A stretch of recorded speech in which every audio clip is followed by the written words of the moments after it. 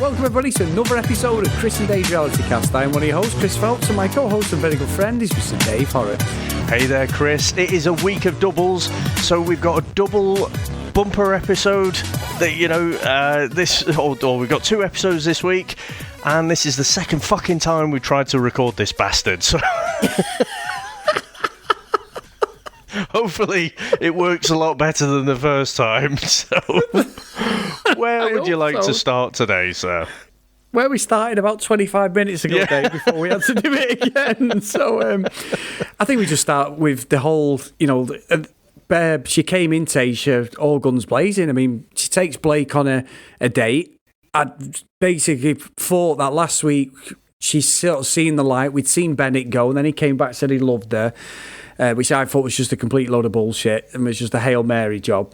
But when she went on the date with Blake, Dave, I just didn't get the body language of him at all. I literally could tell. I thought, he does not want to be here. He's just giving a lip service. Why... I'm not saying it's not his thing. I'm not saying it'd be my thing if Sam said, let's go for it. But he tried to sort of pacify her and go, yeah, I understand. I felt good. And when he said to her, I really felt a connection. I just knew. And then she started going into the whole thing about, I just don't think he's the right guy. But they had that car ready very, very quickly, Dave, to get rid of him. So that's why I don't know. Did he tell him before? Does she tell him before I'm going to bin him off? I don't know how quickly that turnaround is from her saying she wants to bin him off. But yeah, I wasn't convinced by Blake at all. Or do they just always have a taxi on standby? I'm not sure. Chris Harrison's like, this date could go either way, so, you might want to keep it running on the meter. You know what, Chris? I'd put down in my notes here, which because I just told you 25 minutes ago, but I did put down on my notes that in the Blake date, my first bullet point was, how is he still here? And I just don't get it, because I think in the conversations that he had with Claire, I saw more between them. I did genuinely feel like he was attracted to her. I feel like, there was something potentially there if she wasn't so obsessed with Dale. But I just didn't really get anything from him here. And I hadn't seen anything really leading up to this date that convinced me that there was ever going to be a connection. So I think this was just a... I think Ivan had said, hadn't he, that, he's either going to get a rose or he's going to get sent home. That's, he's going to kill it or he's going to, be jettisoned off La Quinta. And I think it was the latter. And so, I don't know, would this kind of spiritual thing, I think if I was there, I'd be into it in that moment. But he just wasn't particularly bothered. I think she was giving it a go, but not really getting any vibes from him. And so I think it was the right choice. But what I was surprised about, Chris, was just Tayshia's response and the way she just absolutely broke down when she sent Blake home. What did you make of that? Well, Dave, I'm going to tell you what I said a minute ago. Yeah, like I don't fucking know. I think that she definitely had direction, because the cameras were at different angles at different points of that thing where she'd squatted down. It was almost as if a dog had been run over or something, Dave, the way she reacted. She was absolutely mortified. And I didn't get it. Like you said, Blake was probably one of the ones, why the hell was he still here? What he is still doing on this show? He'd offered nothing. He'd gone all in Claire at the start, gone on the date with Claire, seemed quite into her, but obviously with the Dale situation, that soon passed. And he was just sort of hanging around. So I didn't get it. I think that was just a complete setup. And when the camera angle moved to the side, I'm thinking, well, she's definitely been told, can you just hold them tears for a bit longer? I'm not saying it wasn't genuine, but she definitely hammed it up for the cameras, Dave. And then it went even worse. I mean, the poor girl, I said it, the situation with Blake. And then you go on to Riley, which I was a bit surprised with, Dave, because you've got all fucking Bella and Bennett there in the background, and then who is just come in and just tried to sort of sweep her off her feet again. And Riley goes, and I think she got rid of Riley because of his family, what he said about his family. And I don't know. I found that bizarre, but she's well within her reason to have apprehensions and not feel it with them two guys. We don't know how she feels, Dave, so I can't question that. I just find some of her judgment, especially with Bennett being still there, really bizarre for me. Well, at this point in the show, the other guys don't know that Bennett's still on the scene, do they? Yes. You know, he's kind of loitering around, hanging around in the background. But as far as they're concerned, he's already gone. You could see that Riley was pretty cut up about it. And I don't fully buy the reasons that she gave to Blake or to Riley. I just feel that it's a case of she doesn't have a stronger connection with those two that she does with the other guys. I think it's as simple as that. But, you know, in that kind of breakup or bachelor breakup type situation, you have to give some kind of reasons. Because I think, unfortunately, by saying those words, and I'm sure we'll speak a lot about Men Tell All later, but she kind of... Blake, who's obviously clinging on to these words that, like, you know... it was just time. If we'd have had more time, then maybe, you know, there could have been more. And he was thinking, oh, God damn it, it was only time. Time was the one factor. That was the reason I didn't win Bachelorette and Tayshia's heart. And then, so he asked her about it, and she was like, well, no. You know, there's other things as well. And I just couldn't help but think of Dumb and Dumber, where, you know, he's saying to the lady, Swanson, you know, so, you know, are we talking about, you know, one in a 1,000? And she says, oh no, more like 1 in a million. And he's like, so you're saying there's a chance? It seemed to me that was Blake in that moment. You know, he was proper trying to cling on to anything that she said. But the reality is, she just wasn't feeling it. And I think, you know, that's the top and tail of it. Yeah, it is. But you know what I love, Dave? And I'm pissing myself. And talk about trying to save face was when Riley's getting the speech. And whether, like I say, I wasn't too happy about him going necessarily. But when she basically was just about to say, you're going, Riley cut her off and went, yeah, well, yeah, okay, yeah, I get that, right, yeah. So I'm going to leave now. And I'm thinking, mate, you were fucking going anyway, just because you've not allowed Taisha to say, I don't want you to go. She was about to tell him to fucking get his case and piss off anyway. So I like that. He tried to gain that little bit of... not power, but the respect back sort of thing.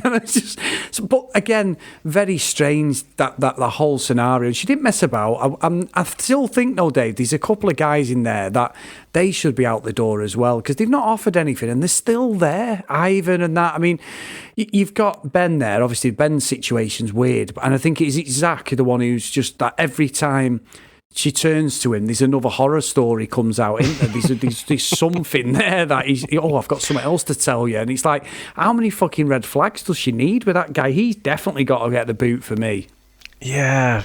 You know what's interesting about this show and this whole franchise, though, Chris, is because I guess the way you leave, that lasting impression you leave with the viewers, that's kind of your audition for Bachelor in Paradise as well.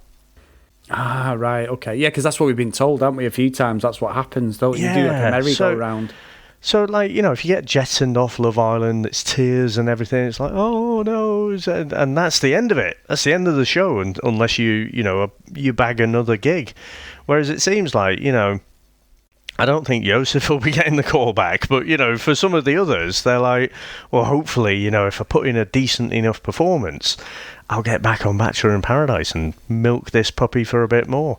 So I was wondering if it was a little bit of that, but yeah, I mean, I felt sorry for Riley at the time. You know, he seemed pretty cut up about it, but I just don't think she really felt that connection with him. I don't think it's like because of his family, because he kind of got caught out that he changed his name or whatever. I don't think it's any of that stuff. I think she just wasn't feeling it. Simple as that. Yeah, I agree. It's a bit of a piss-poor excuse, Dave. And Dave, come on, let's talk about it. So, fucking Bennett pops himself back in there, Dave. All them guys were like, what the fuck is going on here? And he come in, didn't he, like shaking hands, and it's like you've seen a ghost. And I don't know. So listen, I'm not calling it. I've never watched properly like season after season of The Bachelor. I've watched maybe 3 or 4 seasons in my whole sort of reality career over the last years where we just watched them, and I have watched them from top to bottom. I've never seen somebody come back like this. I'm not saying it hasn't happened, Dave, but surely I don't understand how Chris Harrison has sort of allowed that. He's quite stern with a lot of the guys and with the contestants, and he's just sort of come back in, hasn't he? I know it might be Tayshia's wish, but I just don't buy any of that with Bennett at all. I sort of think it goes against what the show's about. I don't know. I don't know how I feel about it, genuinely, because it's like, it's built up as this drama, and Zach seemed to be more annoyed than anyone, didn't he? You know, he was like, you know, well, he should have gone. You know, he suddenly feels threatened because he's like, you know, what the fuck? He was gone, and now he's not gone. And if he's gone and then he's come back, then probably Taisha has had something to do with this, and then has just figured out that she's actually got more feelings. So Zach seemed particularly threatened. Noah was obviously pissed, you know, because them two have had a thing all along. But it was like this. They'd shown, you know, at the top of the show, they'd shown that Bennett was coming back anyway, so it wasn't a shock. We knew it was going to happen because they told us. But it was like, it's as if, you know, they're doing an 80s movie, like a slasher movie, Chris, and it's like, Halloween 2, Bennett is back. Oh no, wait, he isn't. He's gone. It's like, no sooner is he back, we're going to dish the fucking cocktail party, we're going to get rid of that, and fucking go straight to the rose ceremony. Bennett, don't let your arse hit the door on the way out.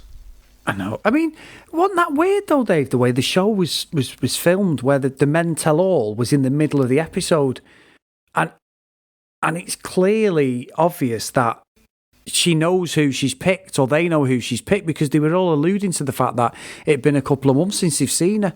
I found that really bizarre because I couldn't tell who she'd picked. They did a good poker face thing, but I felt that should have been at the end. It was really weird. Yeah. Well, I guess, I mean, the first thing, let's close off the rose ceremony first. So, you know, Ben already had a rose, didn't he? Zach got the first rose. Not sure if that particularly means anything. Ivan got the second. Brendan was sweating a bit, and he got the third that was on offer in the night. And then, like I say, it was Bennett and Noah who got jettisoned off, which, like I say, I don't really understand why she dragged that out. I can only think that, you know, she was caught off guard a little bit. The fact that Bennett said he loved her, and she kind of wanted time to just process that. So she's like, oh, well, come in for a sec. Had to think about it. Nope, fuck off. So I can kind of get it, but in terms of, you know, the storyline of the show, it just seems a little bit weird. But this section, Men Tell All, I don't know. I don't know if they normally do this. It did strike me as a little bit weird. All the shows that we've watched, the reunion is the last thing that happens. You know exactly what the final outcome is, and then everyone comes back. Whereas here, it was just the guys who were already out, so it was very clear. So there was no one, you know, Ben wasn't there, Zach wasn't there, Brendan wasn't there. Who am I missing? Ivan. You know, so the 4 guys who were going to hometown, they weren't there. So it's questionable. You know, the guys who are in this Men Tell All thing, do they actually know what the outcome is? I'm not sure if they do or not. Maybe. I'll tell you who wasn't there, Dave. Chasen. He got a pelting I think off this is unconfirmed, but I think he's got COVID. Right. Okay. Sorry, I haven't had. You know, I'm not sure if that's true or rumor. But I think that it was. Let's face it, Chris. It wasn't because he was fucking scared of Ed, was it? No, not really, no. But you know, that's a very good observation, actually, Dave. Yeah, so they are keeping the poker face with it, but it kicked off. And I do want to say, just quickly, the situation with Zach getting the rose, he'd done a little speech on the VT about being humble and talking about Bennett. And as soon as she picked him, he turned into a right cocky little fucker, I thought, when he was walking over to get the rose. And the way he approached Taisha was so fake, I thought. He was like, oh, I can't wait for you to be, or whatever he was like, be mine, or whatever he said. That whole way, I don't know, it was his body language, and that to me was like, oh, you cocky bastard, you are just playing, Taisha. That's how it felt to me. Yeah, I mean, I didn't pick up on that, but I've said on previous episodes there's something kind of off about him for me. I'm not really buying what he's selling. But yeah, so obviously, end of the rose ceremony, you get Bennett and Noah going off, and you know, kind of, it seems apt, doesn't it, that they go off together. I kind of thought that, you know, you might have a Bentley coming and picking up Bennett, and then the fucking General Lee or something like that picking up Noah.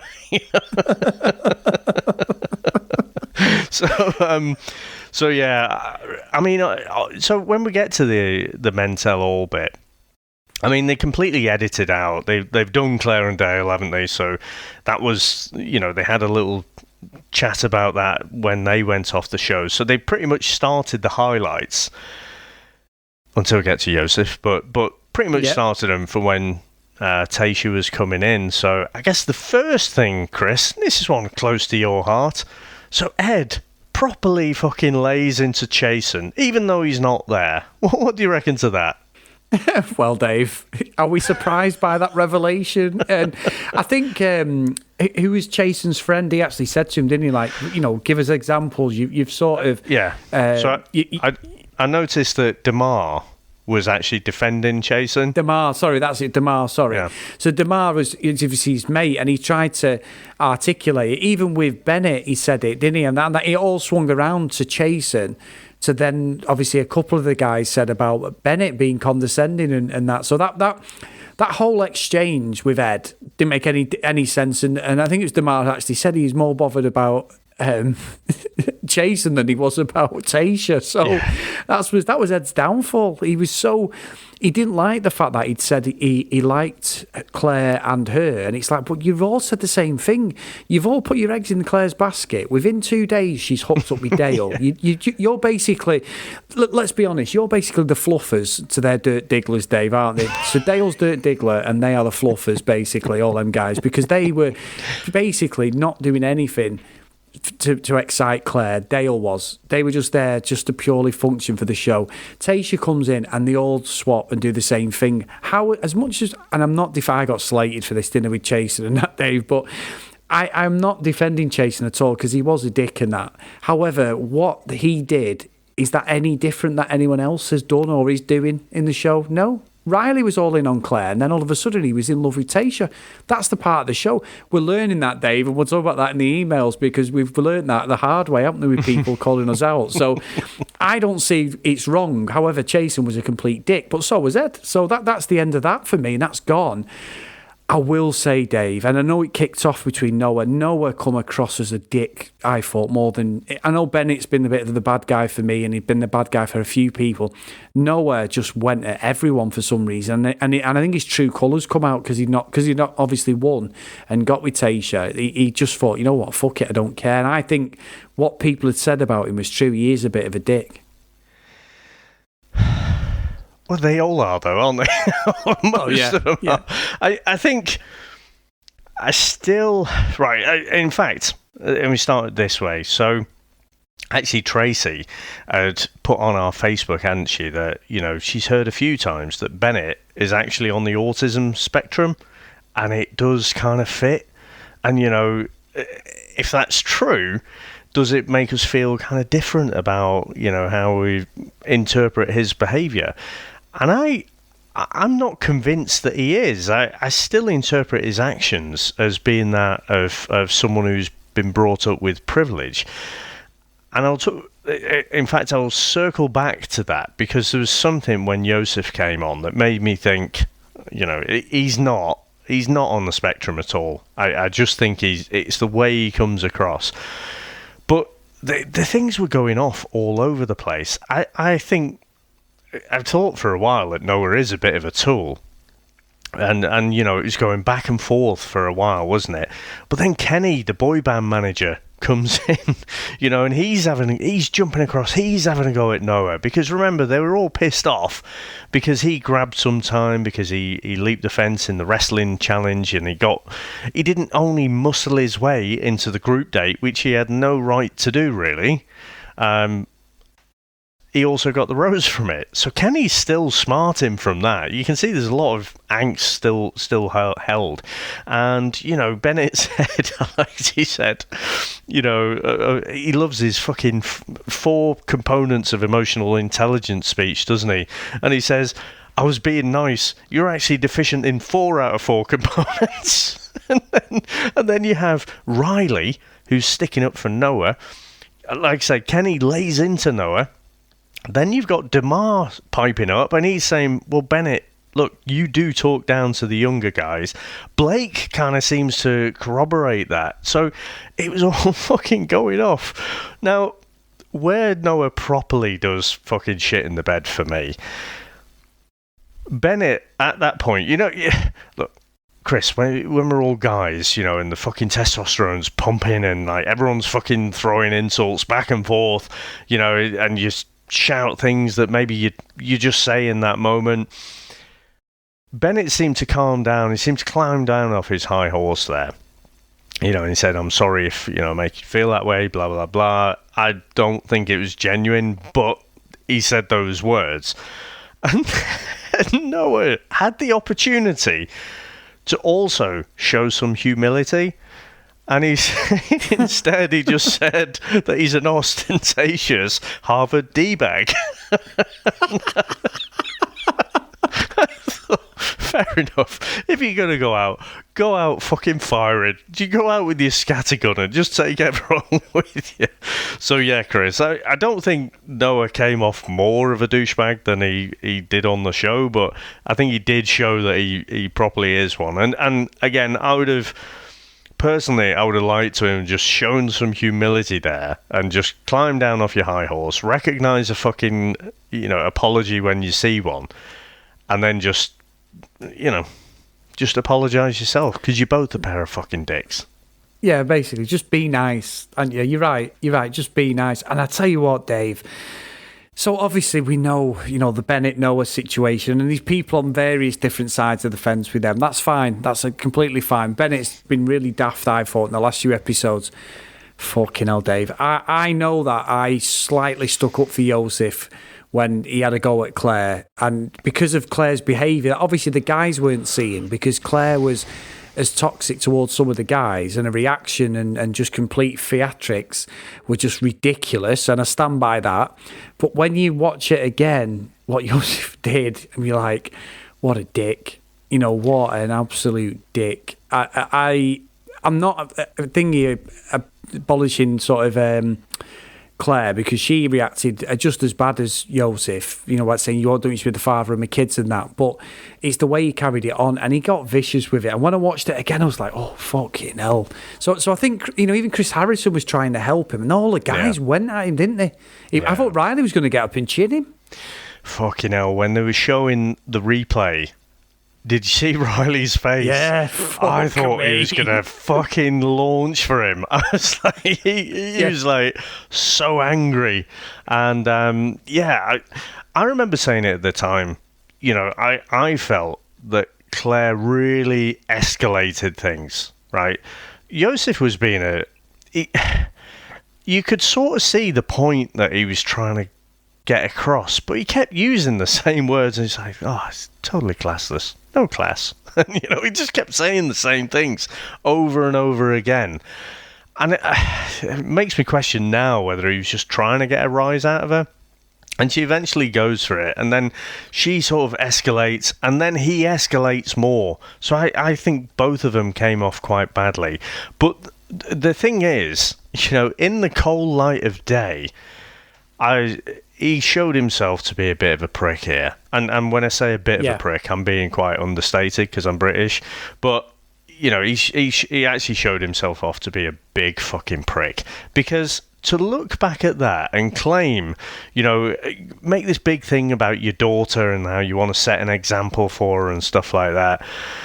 The way he acted, once Claire had escalated a bit, and then he escalated again. Everything beyond that point was just fucking out of order, and he should have just walked away, and instead he's hurling insults, screaming about the oldest bachelor and whatever.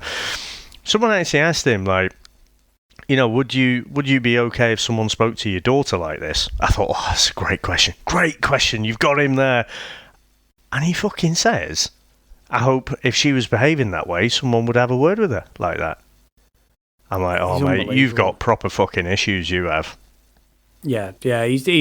His morals and thinking, I just think it was just wrong. It was completely... fucking hell, I don't even know what to say. And like I say, Chris Harrison, did try and say to him, like, in 20 years, I actually thought when he said, in 20 years of doing this show, I thought he was going to say to him, get up and fuck off. That's what I thought he was going to say. And he went, but you stand by that, do you? You basically, can you not understand? And he wasn't interested, was he? He was not, like you just said. His narrow-mindedness towards it all was just bizarre for me. That was just ridiculous. And he even said so. I had a pop at them all going, I went to the source. I had a problem. I went to the source, blah, blah, blah. I'm not like you. And I'm like, fair enough. But I think pretty much 90% of the audience that day was like, you went too far. He had a point, and he still, like you've just said, he had a point, but then he just turned nasty then. He just completely went, and then Claire went at him then, and he just ended up in a proper slanging match, didn't it? Yeah. Because the guys all had to interject and have a pop at him, didn't they? And like I say, at that time, watching that little bit of edited footage, right, we made a call, and it seemed like, a curse on all their houses. They both contributed to that horrible situation, but to show absolutely zero remorse like he has done there, to not even recognise anything, to say he's got no regrets in any of his behaviour, any of his words, and to also say, if his daughter's acting like that, he'd be okay with someone speaking to her like that. Fuck off, Joseph. I just... Like I say, I'd kind of, I hadn't stuck up for him back in that episode when it was aired, but I'd sort of left the door open that it was just one of those things where, both people lose their cool. But in the cold light of day, to behave like that, I just think it's bang out of order, Chris. Yeah, it is. Look, Dave, we all, like you said, we all say stuff, do stuff, and fucking react in stupid ways, and then 10 minutes later you can go, what the hell have I just done? Or why the hell have I reacted like that? Maybe I shouldn't have said that. Was he a bit harsh? We all do it. It's life. You learn from your mistakes, don't you? Whatever age you are, you still make them. You still put your foot in it. You still overreact to things that you shouldn't do. That's just the way it is, isn't it? That's we're all human. That's just human nature. But if you don't learn from them mistakes and grow, then you've got a serious problem. And he must be nearly 40, Joseph, and he's gone through life doing that. It's no wonder he's single. Yeah, I mean, I wouldn't be fucking happy with my daughter dating him, I tell you. No. No. But I tell you, I said I'd circle back to this. Bennett, for me, I mean, all the guys were having their say, weren't they? Bennett was trying to articulate, to say, look, you may have had a point, but the way you went about it was completely wrong. To me, and look, Chris, I'm not a doctor, not a specialist, just have an opinion. But from what I understand about all the different types of autism, it's usually, there's a lack of empathy, there's a lack of awareness of, some certain types of behaviour. But the fact that Bennett was recognising that it wasn't just the words that Joseph was using, he was empathising with Claire and how she would have felt being attacked the way he was doing it. So that, and I may be wrong, and please write in if I'm misreading that, but when Bennett said that, I thought, no, I don't think he is on the spectrum. I do think he is just privileged, because he is recognising, he has got empathy for Claire in that moment, and again, I thought what he said there was spot on. Yeah, and I agree, Dave, and I think you've just done one of the best segues ever, Dave, because, we've had an email, and well, just before we get onto the email, not go delay on. this Drag it out a bit longer. Yeah, savage beating. So Taisha, right? Taisha came on as well. Did you think? I mean, I haven't made any notes. I didn't think, apart from where Blake was trying to cling to some hope that there might have been something, in a parallel universe. Maybe if they'd had more time, there could have been something there. I didn't really find too much of substance there.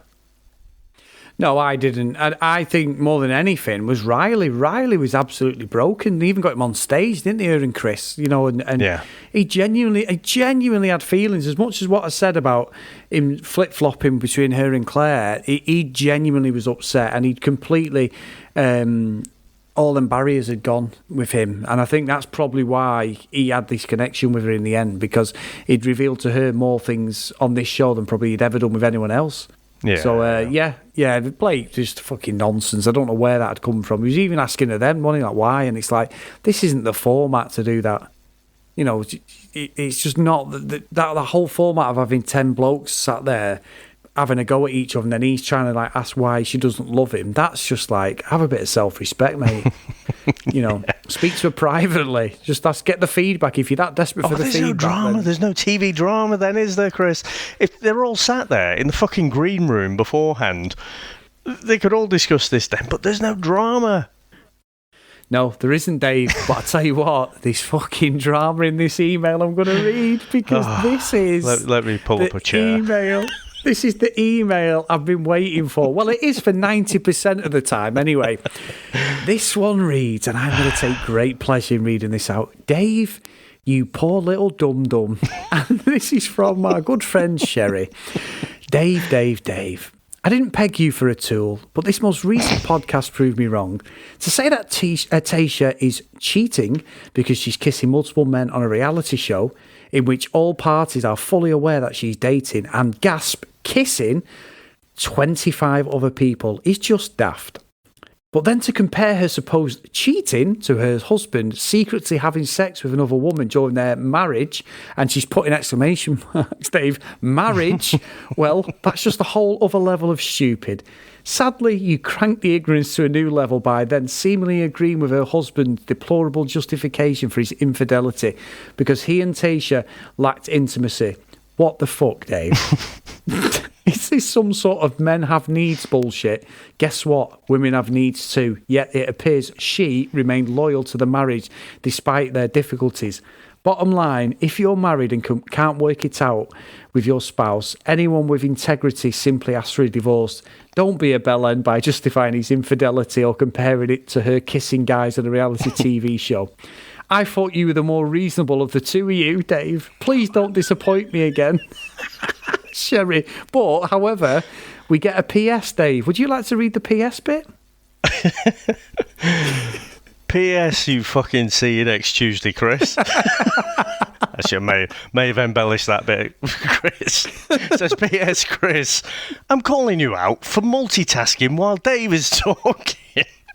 While he throws out a comment to you, and there is an awkward pause, followed by a random and untimely laughter, it's pretty obvious you haven't been paying attention. As I'm doing now, yeah. Anyway, I will say, Dave, that is absolutely Sherry. What she said about me is on the money, because we both do this. I'm probably worse than you for fidgeting and messing around when we're talking, and we do it all the time on our other podcast, the VHS, a few weeks ago. So I think we do, right? We do zone out a bit, but I actually think this is more down to your shit editing. Right? Fuck off. Because, right, especially tonight more than most, but we've been having a few technical gremlins this last couple of weeks, haven't we? And sometimes you get that lag. We are 200 miles away. I hope, it sounds like we're in the same room, but I wonder if it's that. But I'd have to go back and listen, and I think it's an editing job. Oh, hang on a minute. I get 2 lines in an email and we're talking about my 2 lines and not about this full paragraph story we've had from Sherry about you. Well, let me tell you, Sherry, not all men feel like David and talk like that. I genuinely Hold on. Right. So I think you had the call, didn't you, a few weeks ago, to call me out, and then I've just walked right into one there. I honestly, Chris, there's a few things in there because I would honestly have to go back and listen because clearly I didn't make myself clear. you know that I've ended up on the raw end of what she's talking about there. And so it is not my opinion at all that it is acceptable what he's done there. I think it's Josh something. So he'd gone on to Reality Steve's podcast because, in his words, for a couple of years, she's controlled that narrative. She's played up, this infidelity and what have you. So he was having his say. I don't think it's any way close to the same thing. So what he did, it destroys lives. It destroys marriages. So I think clearly it's down to me. I probably just didn't express myself properly there. The second thing, I'll just never get with the kissing thing, the kissing multiple people. I know it's normal for Bachelor. I know it's normal for the Bachelorette.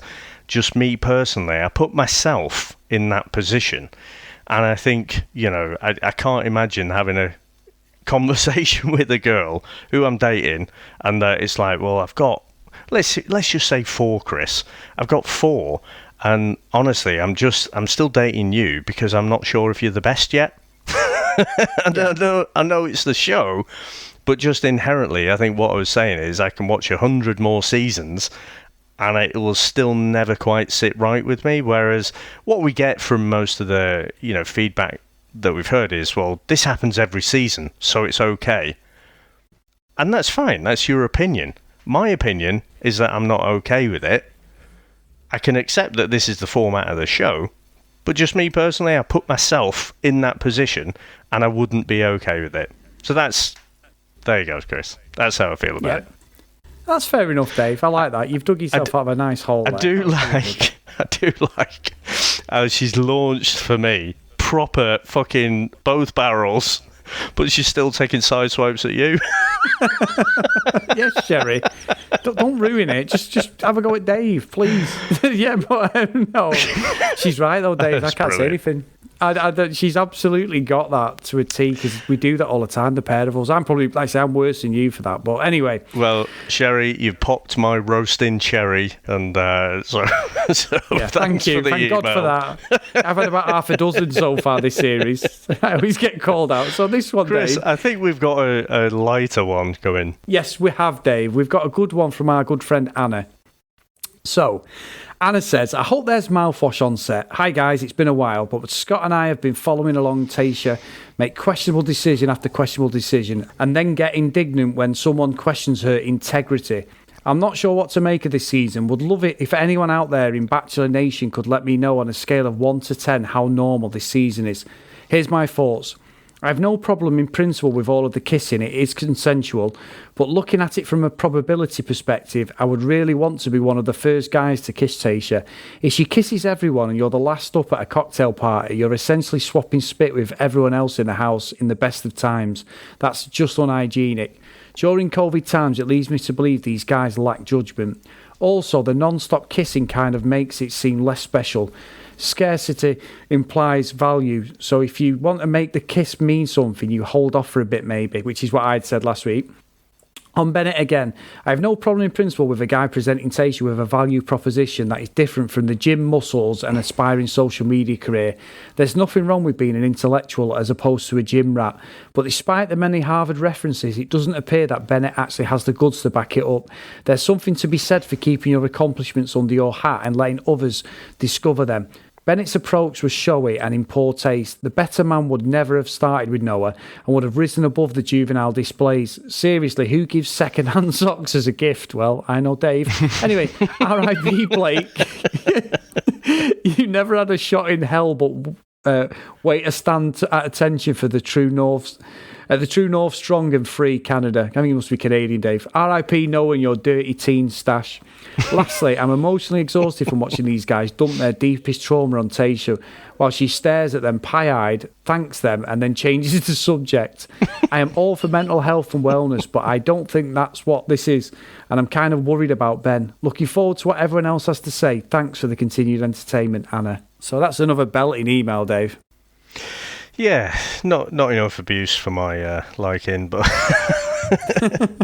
no, I think she's got some great points there, hasn't she? And I think again, like I say, fundamentally, if this was 2019, Chris, wouldn't be okay with the kissing, be accepting, like I say, it's the format of the show. But with COVID and everything, it just seems a bit strange, doesn't it?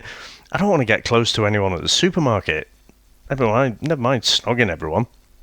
So I guess they probably have, I don't know, regular testing, don't they? So Yeah. Giving them the benefit of the doubt there. And I agree. I mean, especially for us, and I think Canadians, possibly in the same space as well. That we like to, people of privilege, we like to have them to have some kind of humility, don't we? We don't like people like, I've got fucking loads of money, I'm better than you, my education is more expensive and of higher quality than yours was. Clearly, I'm just better than all of you. We just fundamentally don't like that. And I think we quite kind of warmed to Bennett when he didn't have too much screen time. He seemed quite endearing, didn't he? He was clearly money as soon as he turned up. He was kind of old money, wasn't he? But I think, at some point, and I don't know if it just coincides with this needle with Noah, where we just sort of saw this horrible side to him. I think the date that he had where he opened up quite a lot with Taisha, I thought he came across quite well. He's a good-looking bloke, isn't he? He's a tasty dish. Yeah. Proper looks like, Christopher Reeve Superman or looks more like the Clark Kent version.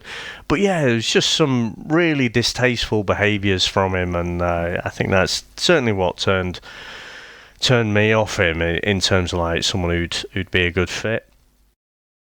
I think you're right, Dave. I thought he was good in the roasting when he was roasting Dale and Claire. He went a little bit far, but he was quite funny and witty. He wasn't even on my radar until Taisha came in and this whole situation came with Noah and that. He was almost like the chasing an Ed thing. Bennett couldn't leave Noah alone and vice versa. So strange. I don't remember him being particularly funny. I think it was funny because he just completely went after Dale when it was obvious to everyone. It's like, look, Claire's only got eyes for Dale here, and we're not sure because we're watching an edited show. We're not sure, is this just how it's edited for us? So it was kind of funny to see all the guys lay into Dale, and clearly they're feeling it as well. But I don't think he was particularly witty. I think he might have read a book on comedy, and thinks he's a comedian. But I didn't find him that funny. Oh, that's fair enough, Dave. Fair enough. So we have got another episode tomorrow, Dave, haven't we? So we have, and we'll go see how that plays out. Before we get to that, Chris, I mean, it's hometown, isn't it, tomorrow? So it's going to be interesting. Yeah. And I've seen some clips of when I think it was The Bachelor went to visit Tayshia's mum and dad. Tayshia's dad does not suffer fools gladly, Chris. So I'm going to be really intrigued to see how he kind of handles meeting these four blokes and gives them a bit of a grilling. I think it's going to be good and entertaining tomorrow. But before we wrap up, Chris, we do have a review on Apple Podcasts, and it simply says, love it. My husband and I discovered UK Love Island soon after we went into COVID lockdown into spring. We've now watched seasons 2 to 5. For those counting, yes, we've watched 201 hours of Love Island, plus the US Love Island this summer. Great effort there. My hatred of Amber and Anna early in season 5 made me go looking for a recap podcast because I desperately wanted to hear others complain about them too. My husband was getting sick of me ranting. I found Chris and Dave, and they are perfection. I'm now listening to their Bachelorette podcast as well. You all are hilarious, and I love your takes on cheesy reality dating shows. A++++. And that's from Jen from North Carolina, Chris. That's brilliant. I'm proper smiling here, Dave. That's lovely. It is. It's really nice. What a really nice email. And again, it just makes us feel all gooey and warm and humble, really. I mean, it's just it does. And consider it. I mean, that was a polarizing season, that season 5, wasn't it? Oh, it was great. And obviously it was your second series, wasn't it, Dave? So it was the first one, wasn't it? It was your first. That was the first podcast we did on reality TV, wasn't it? So because do you remember? Because for new, or I say new, but newer listeners, we started this on Love Island because Chris was such a long time fan, and I was like, I don't get it. This is shit. And it was actually me who suggested, well, we'll do it. Chris will be the super fan, and I'll just be crapping all over it for the entire time. And we sort of met in the middle, haven't we? It took me about 3 or 4 episodes, and that was it. I was hooked. We were originally going to do a weekly show, but things were changing every day. It's like, Chris, we've got to record. And then, you remember Sharif? He got booted out, didn't he? And then it was it was lunchtime that day. The news broke, and it was like, oh, let's jump on. We've got to discuss this. What's happened? You missed my terrible joke then, Dave. That he got booted out because he actually booted. A lady in a fairy, shall we say? But there you go. In a lady garden. So a lady garden. Yeah, that was an interesting season, wasn't it? But again, I just remember with Amber and Anna, because you had loads of people who were defending them, but then you had what was the guy's name? Basically, they were being horrible, but the people they were being horrible to were also complete arseholes. So you had like people taking up one side or people taking up the other side. That was such a polarizing season. But if you haven't watched it, I think it's available on Hulu. Go back and watch it. That is a roller coaster of a season. It is, because I've heard a couple of the podcasts I listen to mention Love Island, like they're watching it now. So whether it's gone on US TV or it's just available, like you say, on catch up on Hulu and that, I'm not sure. But I did hear it this morning, funny enough. It's about Tommy Fury and stuff. So interesting, Dave. Interesting how that's come around. So if you are tuning into them episodes, brilliant, because Love Island is great. That's my favourite out of all of them, to be honest. Sorry, Chris, I sort of zoned out there. What was that?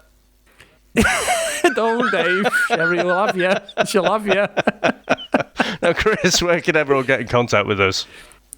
On social media, guys, at cdrealitycast. If you want to email us, cdrealitycast@gmail.com. If you want to send some nice emails in about us, that'd be really nice. But if you do want to send in your proper critique of us, get them in. And I honestly don't mind reading out any you send in about Dave, because it is rather good fun. He's actually had a bad one. So thank you very much. But Sherry, next time, can you do my criticism in another email? I've had 90% joy out of reading that one. It's the PS that got me at the end. But no, get them in, guys, and get your reviews in on your podcast catching up. Me and Dave do not take anything personally, so just get it in, and we love having a laugh at each other's expense, because that's what good friends do. We kind of secretly love a bit of a roast, don't we? But I love it. I love it. When someone's having a pop at me, I can't even defend it, because when Sherry's having a go at me, I know full well that's what I do, Dave. So Sherry, he's on the money there. All right, mate. Well, hopefully when we finish off, this will have recorded. So, yeah. I'll speak to you tomorrow. Bye.